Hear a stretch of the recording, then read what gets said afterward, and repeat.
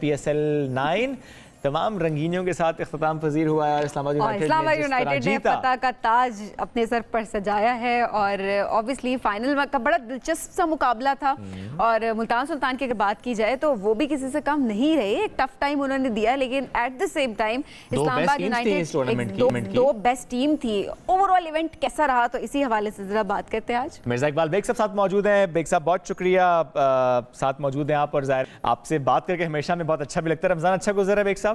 अल्हम्दुलिल्लाह, आपको भी रमजान आपका माशाल्लाह 8वां रोजा हो गया। आप तो शहर इक़्तिदार में बैठे हैं और शहर इक़्तिदार ने कल नेशनल स्टेडियम कराची में मुल्तान को जिस तरह से इस्लामाबाद ने शिकस्त दी, इस्लामाबाद कराची में छा गया। हाँ, छा गया। रौनकें पूरे पाकिस्तान में छाए हुए हैं, लेकिन कराची में कल फाइनल में PSL के और बेग साहब कल स्टेडियम नहीं असल में कल कराची छाया है। वैसे जिस तरह कल स्टेडियम भरा है, हाउसफुल हुआ है।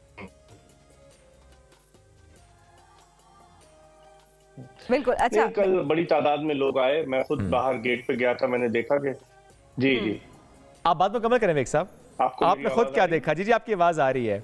आंखों देखा हाल। मैंने खुद देखा कि आंखों देखा हाल ये कि लोग बड़ी तादाद में क्रिकेट के मतवाले दीवाने, हालांकि माशी सूरत हाल इतनी ख़राब है, कन्विंस नहीं था लोगों के पास, बड़ी दूर दूर से पैदल आ रहे थे, बीवी बच्चों समेत आ रहे थे।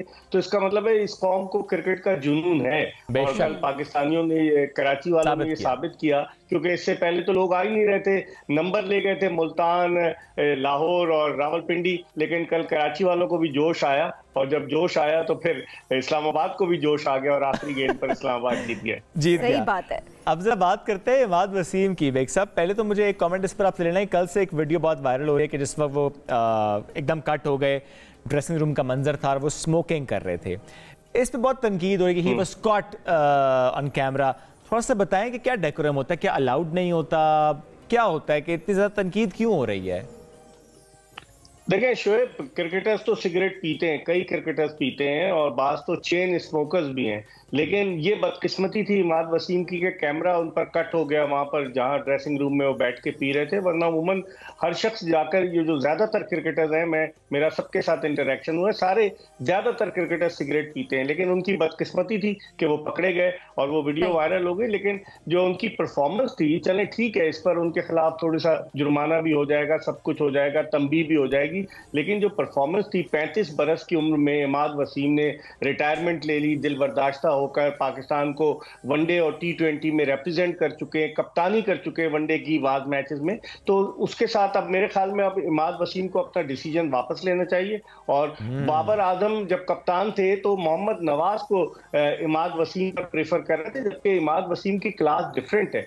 आप देखें कल उन्होंने 3-5 विकेटें हासिल की, और पहले बॉलर हैं कि जिन्होंने HBL PSL के फाइनल में 5 खिलाड़ियों को आउट किया। फिर जो बैटिंग की, जो उनके 19 रन थे, अगर वो खड़े नहीं होते तो बड़ा मुश्किल होता। हालांकि नसीम शाह ने 9 गेंदों पर जिस तरह की जारहाना बैटिंग की, लेकिन इमाद वसीम का तजुर्बा जो था वो इस्लामाबाद यूनाइटेड की कामयाबी का सबब बना। यानी शादाब का जो मुतालबा है वो बड़ा दुरुस्त है, आप ये समझ रहे हैं, तो बड़ा इजी होगा उनके लिए। और आपको उनकी बॉडी लैंग्वेज से भी लग रहा है कि इमाद अपने उस डिसीजन को रीथिंक करेंगे, वापस ले लेंगे और स्क्वाड का हिस्सा बन जाएंगे।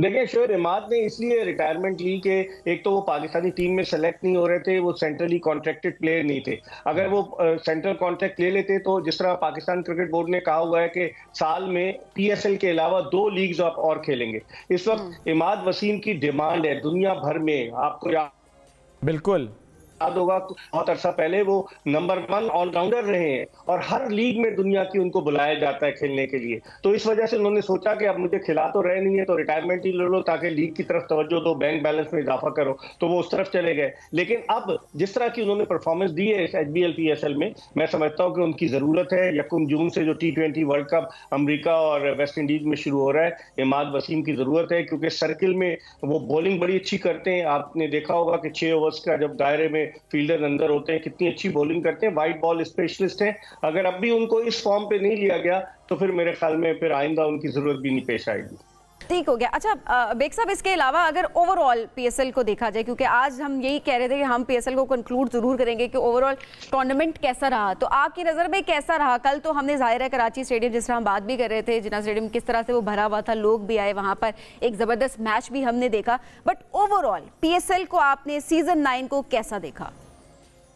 देखें सबीन, ये पीएसएल जो है पाकिस्तान का ब्रांड बन चुका है। 2016 में जब पहली पीएसएल हुई, मैं वहां दुबई में मौजूद था, मैंने तो तमाम की तमाम 9 पीएसएल कवर की है, लेकिन उस वक्त किसी के वहमो गुमान में भी ना था कि ये जो है पाकिस्तान का ब्रांड बन जाएगा। उस वक्त आईपीएल को शुरू हुए 8 बरस हुए थे, आईपीएल 2008 में शुरू हुई थी, और पीएसएल ने रफ्ता रफ्ता जिस अंदाज से पहला टूर्नामेंट पूरा दुबई में हुआ, फिर उसके बाद पाकिस्तान में मैचेस हुए, और अब आप देखें कि 34 मैचेस हुए और बेशतर मैचेस सनसनीखेज हुए। लास्ट बॉल पर फैसला हुआ, कल फाइनल का भी जिस अंदाज से लास्ट बॉल पर फैसला हुआ, तो उससे ये जाहिर होता है कि ये एक ब्रांड जो है, बेशक टॉप के क्रिकेटर आए ना आए, लेकिन क्रिकेट जो है उसकी रंगीनी, क्रिकेट की दिलचस्पी, उसकी सनसनीखेजी अपने नुक्ते उरूज पर होती है पीएसएल में। मैं समझता हूं कि एक्सेलेंट पीएसएल थी, नामुसाइद हालात के बावजूद, क्योंकि आपको पता है सैरोगेट स्कैंडल आ गया था, जिसकी वजह से बैटिंग कंपनीज की स्पॉन्सरशिप पर पाबंदी लगा दी थी गवर्नमेंट ने, बड़ी फाइनेंशियल प्रॉब्लम्स थी, उसके बावजूद टीमों को स्पॉन्सर ढूंढने में, लेकिन उसके बावजूद जिस तरह से पीएसएल हुई है, मैं समझता हूँ वाकई में। लेकिन हमें यह ना हो कि हम पीएसएल की बेसिस पर पाकिस्तान की टेस्ट टीम में या वनडे टीम में लड़कों को सिलेक्ट करें, हमें देखना होगा। और इस मर्तबा एक चीज जो शोएब और सबीन देखने को मिली कि कोई नया लड़का उभर कर सामने नहीं आया, वही लड़के जो पहले पाकिस्तान को रिप्रेजेंट कर चुके हैं, चाहे वो साइम अयूब हो, चाहे वो मोहम्मद अली हो, वो सारे लड़के आए। उस्मान खान भी पिछले साल भी उन्होंने सेंचुरी बनाई थी, तो कोई नया टैलेंट उभर कर सामने नहीं आया, जिस तरह से 2017 में आ गए थे, 16 में आ गए थे हसन अली, 17 में आ गए थे शादाब खान, फहीम अशरफ, लेकिन ऐसा कोई टैलेंट आया नहीं। ये लम्हा फिक्री है, but overall it was a fantastic tournament, और hats off to Pakistan cricket board कि जिसने इतने अच्छे तरीके से इस टूर्नामेंट को ऑर्गेनाइज किया। बेग साहब, टैलेंट की जो आप बात करें कि टैलेंट उभर के नहीं आया, तो ऑब्वियसली नेक्स्ट टाइम इसके लिए भी तो मेहनत करनी होगी कि मौका दिया जाए, क्योंकि हम उम्मन देख रहे होते हैं, आप सोशल मीडिया प्लेटफॉर्म्स पे देखें या आपने इर्द गिर्द भी देखे, तो बड़ा टैलेंट मौजूद होता है, तो क्या उनको किस तरह से चैनलाइज करना है, किस तरह से उनको प्लेटफॉर्म प्रोवाइड करना है अभी तक? एग्जैक्टली, तो क्या अब हम उसके ऊपर काम नहीं कर सकते? कुछ ऐसा हो कि पाकिस्तानी टीम में एक अच्छा टैलेंट मुतारिफ करवाया जाए। देखिए सबीन, काम तो हो रहा है, क्योंकि पाकिस्तान क्रिकेट बोर्ड ने ये शर्त रखी है कि इमर्जिंग प्लेयर्स जो है वो जरूर होंगे हर टीम में, तो इमर्जिंग प्लेयर्स को भी रखा गया। लेकिन अब इनको सोचना पड़ेगा, ये फ्रेंचाइजीज को भी सोचना पड़ेगा, क्योंकि जब ड्राफ्टिंग होती है तो ड्राफ्टिंग में फ्रेंचाइजीज में चूंकि पैसे लगाए होते हैं, उनकी कोशिश होती है कि टॉप के क्रिकेटर्स को लिया जाए, लेकिन उन्हें टैलेंट को उन्हें हंट करना पड़ेगा। बगैर टैलेंट हंट के कुछ नहीं होगा, तो ये फ्रेंचाइजीज को भी सोचना होगा, और पाकिस्तान क्रिकेट बोर्ड को भी क्लॉज में कुछ इजाफा करना पड़ेगा, खिलाड़ियों को किस तरीके से खिलाया जाए। जैसे 4 फॉरनर प्लेयर थे, उनको खिलाया जाता था। पाकिस्तान क्रिकेट बोर्ड अब तो 10 साल के लिए, अगला साल 10वां साल होगा, 10 साल के लिए सारी फ्रेंचाइजीज आई हैं। अब इसके बाद दोबारा से ऑक्शन होगा फ्रेंचाइजीज का। अब कोयटा ग्लैडिएटर्स 2016 में बहुत कम पैसों पर गई थी, लेकिन वो चैंपियन बनी 2019 की। तो अब फ्रेंचाइजीज भी देखिए क्या करती है, और पाकिस्तान क्रिकेट बोर्ड कितनी मदद करता है, कितने गैर मुल्की प्लेयर्स आते हैं। अगले साल तो मुझे डर है कि इसका आईपीएल से क्लैश होगा, क्योंकि आईपीएल भी